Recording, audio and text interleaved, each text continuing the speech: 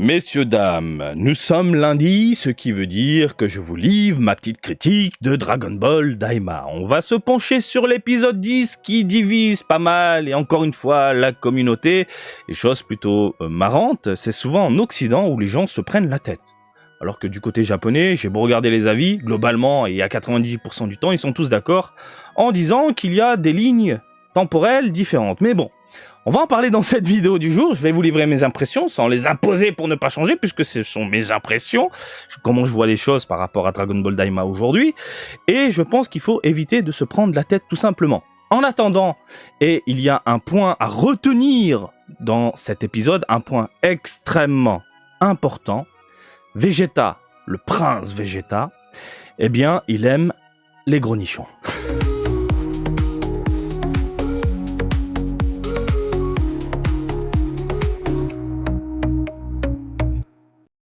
Gros plan, ma gueule.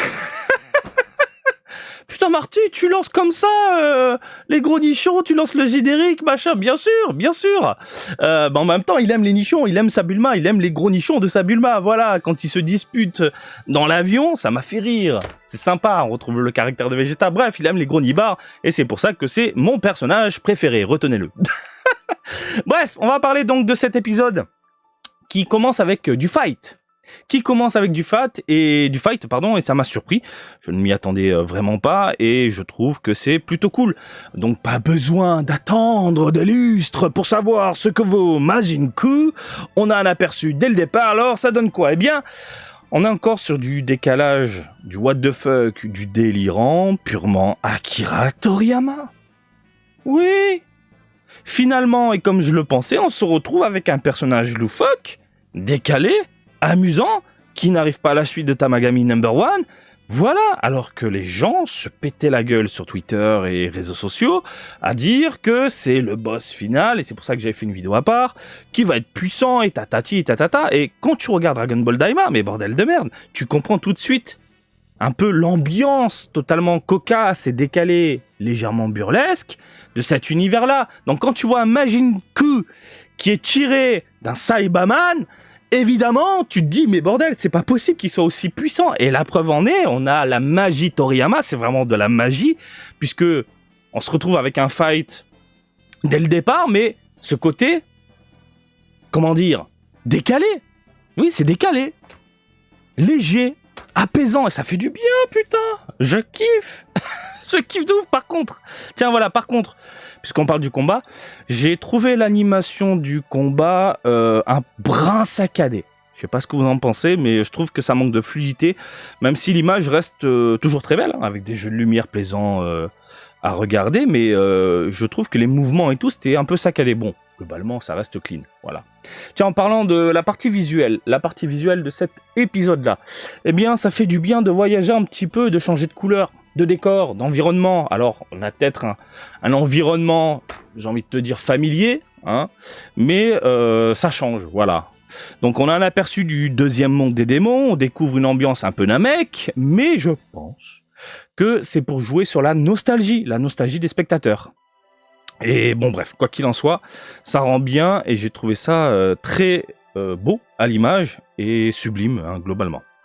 Alors, on arrive dans la partie qui font un bordel monumental dans la communauté. Que dire, quoi dire? Alors, comme d'habitude, tout le monde se divise, se crêpe le chignon, se griffe, voilà. Hein, on sort les griffes, on a les poils hérissés, on est des chats. On apprend que Laimus, le Super Majin Laimus, est le méga big boss, enfin il est le méga big, la plus haute autorité de l'univers. C'est la plus haute autorité de l'univers. Donc, dans Dragon Ball Daima, c'est lui le daron, c'est lui le patron, c'est lui le big boss. Alors, il n'est pas tout seul, parce que à côté de ça, on a le roi démon suprême, et c'est lui qui a demandé, du coup, Super Majin Laimus, d'étendre le monde, l'univers, etc. Donc, en gros, actuellement, hein, les plus hautes autorités de Dragon Ball Daima, c'est un démon et c'est Laimus. Bon, c'est tout un bordel. C'est tout un bordel, on est d'accord. Voilà. Donc, dans Dragon Ball Daima, comme je viens de te le dire, Laimus, il lui, plus ou moins qui est tout en haut, et c'est lui qui a choisi les Glindodin. Alors les Glindodin, si t'as pas suivi, les Glindodin, c'est Kaioshin et compagnie, hein, il a choisi les Glindodin pour superviser, en fait, les univers. Et c'est là que le bordel a commencé sur les réseaux sociaux, car ils ont décidé, je parle des ayants droit, de ceux qui ont créé Dragon Ball Daima, de garder les mêmes personnages que Dragon Ball Super, je mets des guillemets, pour les mêmes. Et là, c'est le drame. Pour beaucoup. C'est un truc de fou. Nous sommes sur la même timeline que Dragon Ball Super. C'est bon, c'est acté, parce qu'on a les mêmes personnages. Mais si on regarde du côté de Dragon Ball Super, c'est censé être Zeno, qui est le méga souverain de tous les multivers, de la mort qui tue, et alors que de l'autre côté, on se retrouve avec Laimus et on parle de roi démon. On rappelle aussi que Kibito et Kaioshin ont défusionné, alors que dans Super, c'est différent. Et je pense qu'il y a du multivers et tout un bordel, et que oui, nous avons des personnages identiques dans ce type de multivers, entre chaque monde. Est-ce que tu arrives à suivre? Alors, c'est un peu comme dans Dragon Ball. Quoi? On parle de Dragon Ball, oui. Mais attention, je te parle de Dragon Ball, les fameux 42 tomes. De base, à l'époque, il existe toujours 2 timelines différentes, bien sûr. Et je le rappelle, Trunks du futur, qui retourne dans son futur, arrive dans sa timeline. Et même si le passé a changé, il retourne dans son présent à lui, avec tous les héros morts et les androïdes qui foutent le bordel. Et ce sont les mêmes personnages. Bah, je vois Dragon Ball Daima dans ce même délire. Même perso que Super, pour certains points, mais chemins multivers différents. Bordel de merde, j'ai mal à la tête. Les réseaux sociaux, vous me faites penser à des choses qui me font mal à la tête. Bordel de merde, des choses qui... En plus, j'aime pas rentrer dans ce genre de débat où ça part en bagarre après.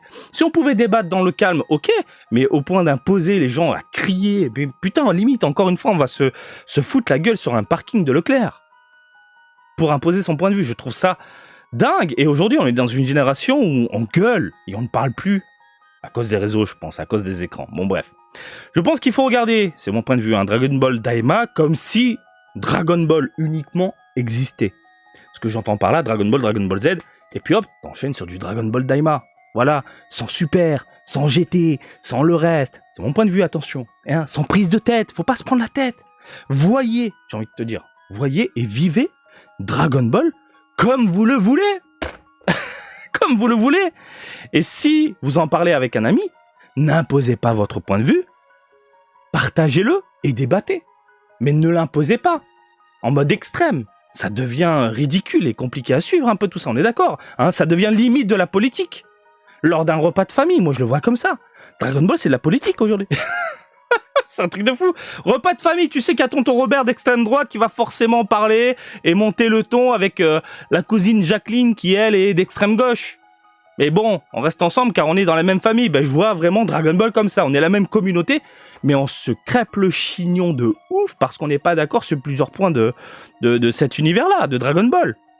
Donc comment je vois encore une fois Dragon Ball Daima, et ça c'est mon point de vue, c'est qu'on a Dragon Ball, et juste après, on a 3 timelines différentes. Je vois Daima, je vois GT, je vois Super.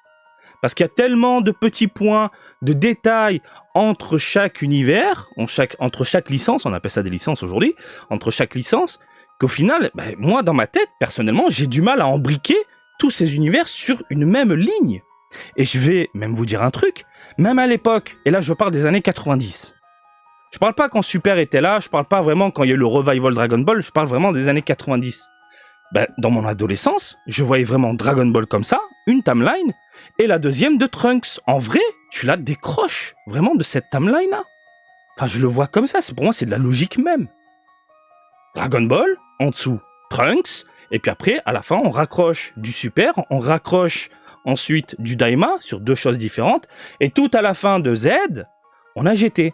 Et là, il y a des gens qui essayent d'imposer leur point de vue en disant Dragon Ball Z, on coupe la fin, on met Daima, on met Super, on met la fin, on met GT. Putain. Déjà à l'époque, dans les années 90, vraiment, moi je détachais Trunks de la timeline principale. Putain, on peut pas tout foutre sur le même truc. C'est pas possible, le même plan. Ou sinon, faudrait qu'à la fin, et là les ayants droit partent en sucette, en rétablissant plusieurs petits détails à la con pour dire, ben voilà, il va se passer ça pour pouvoir accorder, en fait, sur le même plan, eh bien, la licence numéro 1, la licence numéro 2, la licence numéro 3, le film numéro 1, le film numéro 2, le film numéro 3. C'est tout un bordel de dingue. Et là, aujourd'hui, comment je vis Dragon Ball Daima, et surtout cet épisode 10, eh ben, je le vis en me posant, sans prise de tête, en me disant, on a Dragon Ball, les 42 tomes, et puis on a du Daima. Voilà. Et croyez-moi, ça va vous faire du bien. Ça va vraiment vous faire du bien. N'essayez pas de calculer de ci, de là. Et quand il y aura peut-être un épisode qui va raccorder tous les univers, et là ce serait ouf, eh bien là vous pourrez vous poser les questions. Mais vraiment, mon conseil, c'est de vivre ce Dragon Ball-là en ayant un point de vue reculé, sans prise de tête. Et voilà. Arrêtez la bagarre. Bordel de merde. Hein, les inconnus, la distribuer des pains, bib. Bref, épisode 10, de mon côté très satisfaisant, mis à part un peu l'animation que j'ai trouvé en déca par rapport aux autres épisodes, aux épisodes précédents. Mais j'ai passé un excellent moment et j'ai adoré comment le lore est amené. On a des nouveaux personnages tout en haut du multivers, de l'univers, de machin, de ci, de là, bim, ils sont vraiment tous là, les mecs. Et encore une fois, on met de côté Super, ça se voit. Par rapport à ce qui est dit, moi je le ressens comme ça. Alors attention, j'ai pas dit que Super était nul, parce qu'il y a toujours un Jean Kevin qui arrive dans les commentaires. T'as dit c'est de la merde, parce que tu le mets de côté. Non, rien à voir, je le mets juste de côté. Il y a de bonnes qualités dans Super, bien sûr. Le Migate no Goku, c'est une transformation que je kiffe de ouf, par exemple. Mais voilà, je le mets de côté, comme j'étais, en me disant, ben voilà, c'est deux choses à part. Tout simplement. Donc moi, quand je vois toutes ces informations avec un lore élargi de ouf, sur une timeline pour moi totalement différente, eh ben on est sur un truc qui est plutôt plaisant à suivre. Méga plaisant à suivre. Allez, je vous laisse réagir dans les commentaires, pas d'insultes. Vivez Dragon Ball comme vous le sentez. Partagez vos avis, vos impressions avec la communauté. Et ne gueulez pas, ça ne sert à rien. Ça ne sert à rien. Je vous laisse tranquille. J'espère que cette petite critique du jour vous a plu. Et comme d'habitude, je vous invite à me suivre sur Twitter, Facebook, Twitch et TikTok, Marty Japan. Et je vous dis à très bientôt. Allez, salut, bisous, ciao, ciao!